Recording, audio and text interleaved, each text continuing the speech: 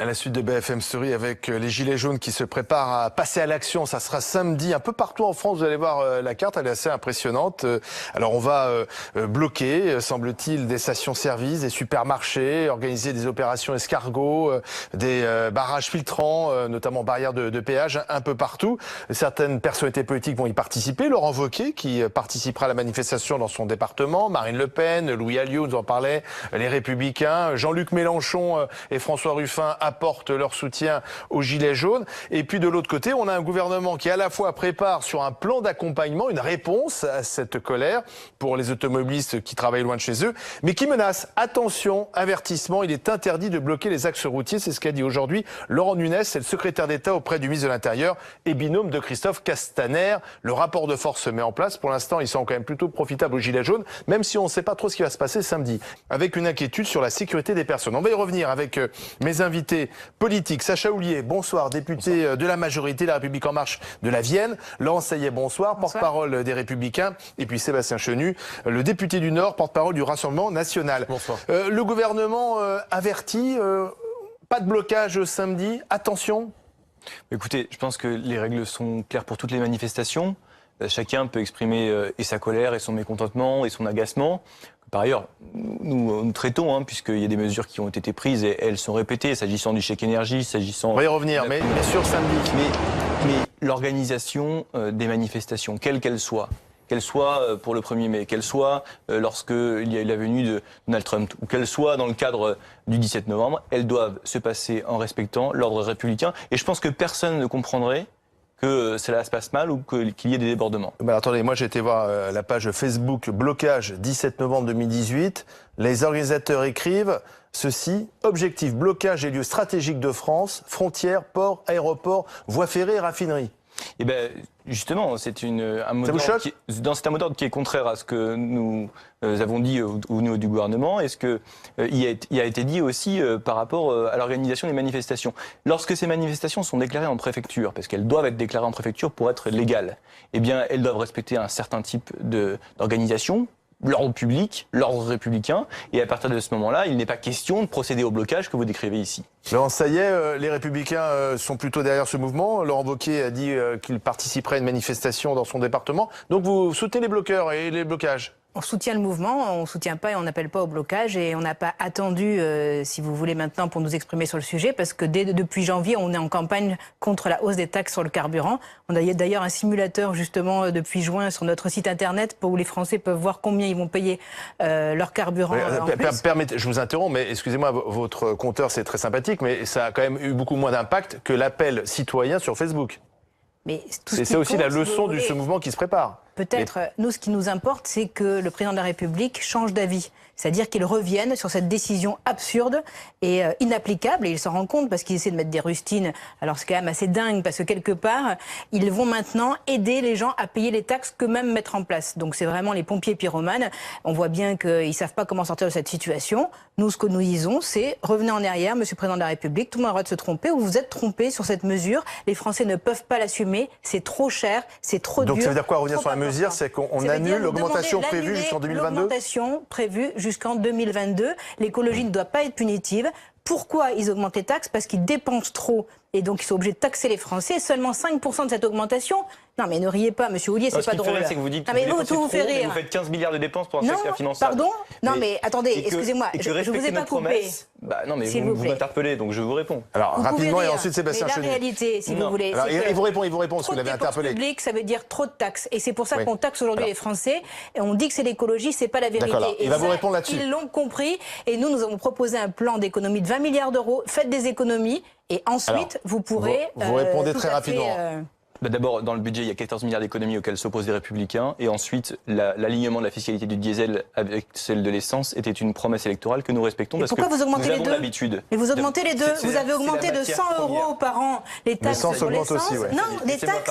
Non, mais vous mentez. Madame Saillet, laissez-moi parler 2 minutes. Vous savez que l'inflation aujourd'hui des prix du carburant, elle est en grande partie due. Je ne vous parle que des taxes. Je ne vous parle que des taxes. Vous avez augmenté les deux. Vous le niez. Vous faites une proposition à 15 milliards d'euros qui n'est pas financée. Alors, Sébastien Chenu, vous participerez à ce mouvement samedi? Oui, on participera évidemment à ce mouvement pour plusieurs raisons. D'abord, nous, ça fait longtemps que nous sommes sur ces sujets-là et que nous dénonçons les politiques qui sont menées, d'ailleurs ça ne date pas d'aujourd'hui, qui sont menées depuis un certain temps contre les automobilistes. Juste un point sur les manifestations, les blocages, etc. J'entends Sacha Houlié dire qu'il faut que tout ça se passe très bien. Bien sûr qu'il faut que tout ça se passe très bien. Mais enfin, je vois que le gouvernement va bientôt être plus exigeant avec les Françaises et les Français qui ont une voiture et qui veulent manifester leur mécontentement qu'avec les crados de nuit debout qui pendant 15 jours ou 3 semaines ont mis un bazar intégral place de la République avec les gens qui cassent les vitrines, etc. On va bientôt faire peur aux Français en disant attention, les méchants Français qui mettent un gilet jaune sur leur pare-brise mettent en péril l'État républicain. On joue à faire peur un peu pour dissuader certains de participer bien samedi. sûr, le gouvernement est en train de leur faire peur. Attention, ça va être dangereux. Attention, vous risquez votre vie si vous mettez un gilet jaune sur votre voiture. Bon. 78% des Français soutiennent le blocage. C'est-à-dire qu'il y a une énorme majorité dans ce pays qui ne comprend pas et n'adhère pas à votre politique. Et pourquoi ?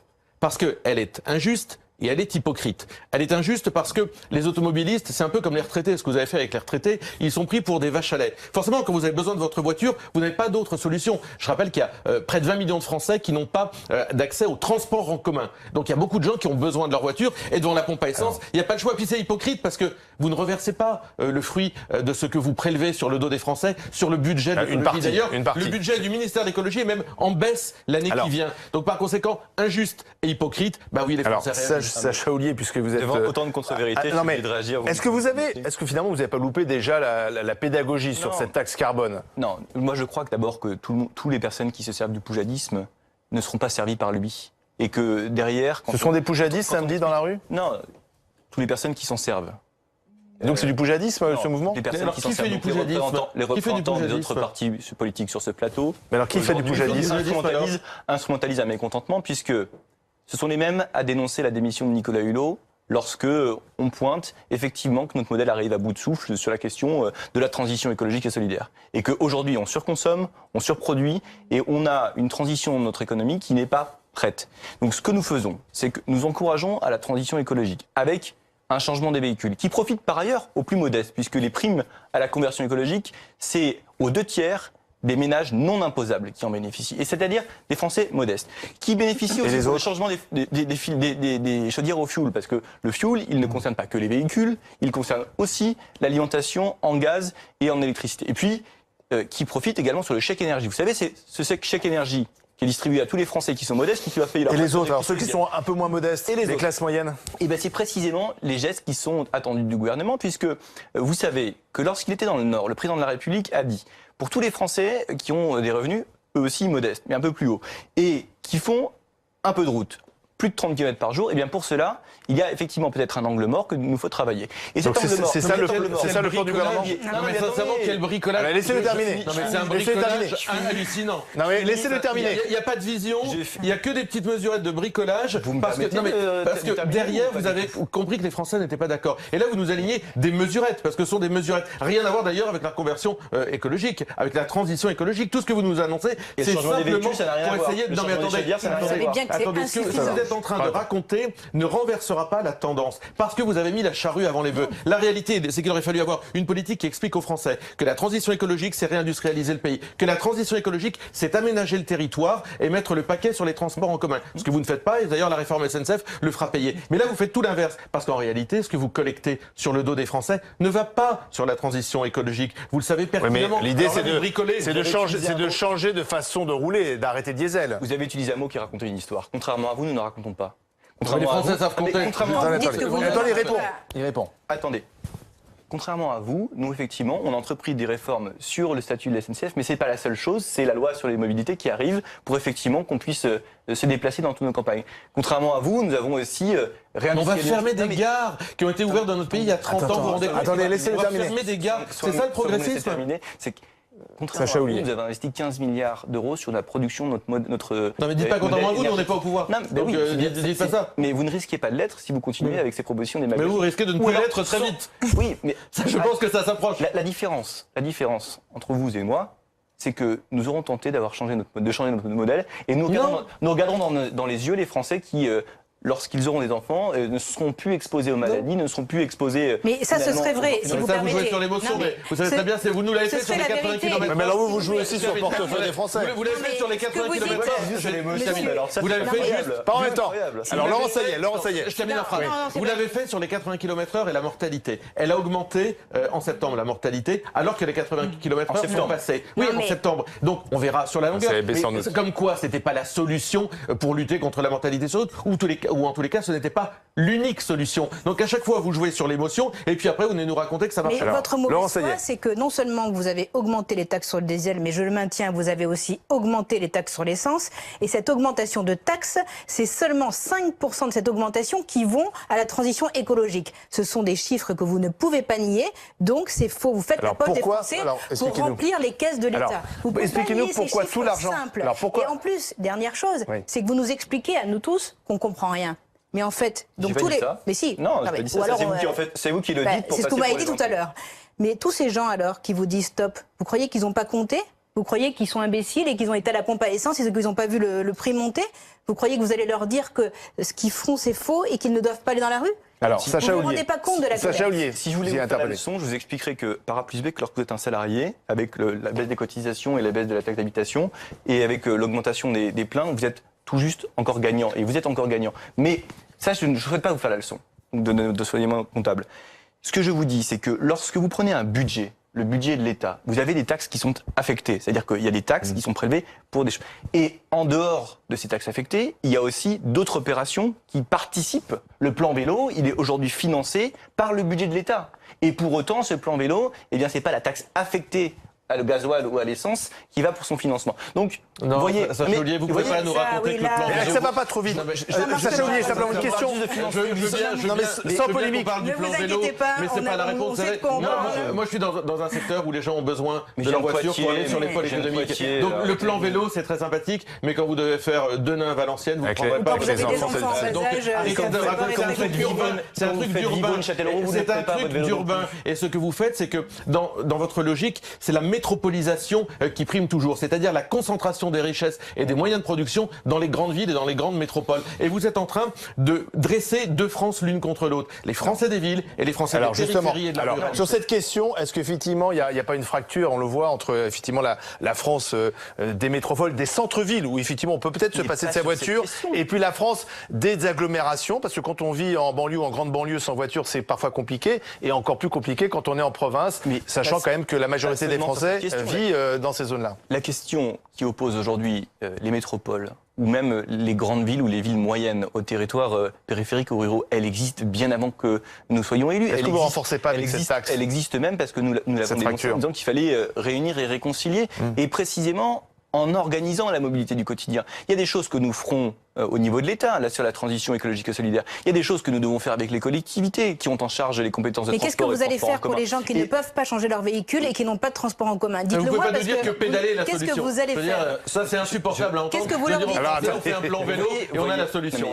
Pédaler ne sera pas la solution pour les gens qui doivent bosser. Vous voyez que vous tordez tous les propos. Mais non, mais parce que vous nous racontez n'importe quoi. Parce que vous nous racontez n'importe quoi. Le pouvoir d'achat des Français baisse. De financement qui ne va pas totalement. Vous créez une fiscalité nouvelle et indirecte. Le pouvoir d'achat des Français baisse et vous nous dites, mais c'est pas grave, il y a un plan vélo. Vous vous rendez bien compte que vous n'êtes pas à la hauteur de l'enjeu. Vous voyez que vous tordez tout. Puisque je suis en train de vous expliquer que toutes les taxes ne sont pas forcément affectées au déplacement puisqu'ils sont affectés au budget global de l'État, lequel finance d'autres choses. Mais je vous explique des choses. Quelle est la solution aujourd'hui? Voilà, vous en moquez quand vous répondez à ma question. Sacha Ollier, quelle est la solution aux gens qui n'ont pas de transport en commun pour celui qui aujourd'hui n'a pas les moyens de se payer et qui ne rentre pas dans les critères que vous fixez, qui est au-dessus des critères, parce que la plupart des Français sont toujours un peu au-dessus des critères fixés. Aujourd'hui. Mais attendez, mais vous n'allez pas dire répondez sans arrêt. Vous avez pas vous répondez jamais. Alors il va laisser répondre. La seule chose que vous faites depuis tout à l'heure, c'est du poujadisme que j'ai dénoncé tout à l'heure.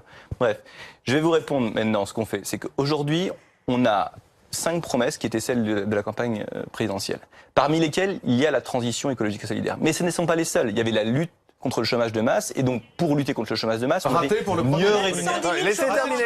Le chômage augmente. 110 000 chômeurs Première en case, plus. coché, raté. On va- Ok. on va- Deuxième case, raté. Non, mais attendez, vous n'allez pas 110 000 nous chômeurs en réciter la plus. liste de vos promesses oubliées. Laissez-le terminer. C'est bien, Et c'est de vos bien, engagements c'est bien, ratés. vous êtes très aimable, mais Sébastien d'abord, il y a Chenier, 10 laissez-le millions de finir. créations d'emplois en plus, 10% Non, il y a eu le chômage d'augmentation augmenté, non, et dis que pas n'importe quoi, le le chômage chômage augmenté. au global, il baisse, Non, c'est l'augmentation non, des c'est inscriptions insupportable à Pôle d'entendre ça. emploi. D'accord, le chômage Les baisse, mais gens il y a qui plus de gens s'inscrivent à qui Pôle s'inscrivent à emploi, Pôle si vous emploi. voulez, c'est Ok. quand même des gens qui cherchent Et un donc, travail. et donc ça veut Il y a dire- le chômage baisse, mais il y a plus d'inscrits. Alors là, excusez-moi, parce qu'on n'est plus dans les gilets jaunes. Non, mais là. tout va bien, Ça veut dire tout va que bien. ça veut dire Ok. que Non, tout va bien, non, tout va mais bien, attendez, tout va bien. Attendez, il Voilà. termine et ça sera la son Mais mot de on a de vu, fin. on a vu toutes vos solutions depuis le début de Non, l'émission. non, nous n'avons Je pas vous les encore constate. été aux Ce que je veux vous dire, responsabilités. ce que je veux vous dire, c'est que les salaires en net au mois de janvier d'abord et au mois d'octobre, ils ont augmenté.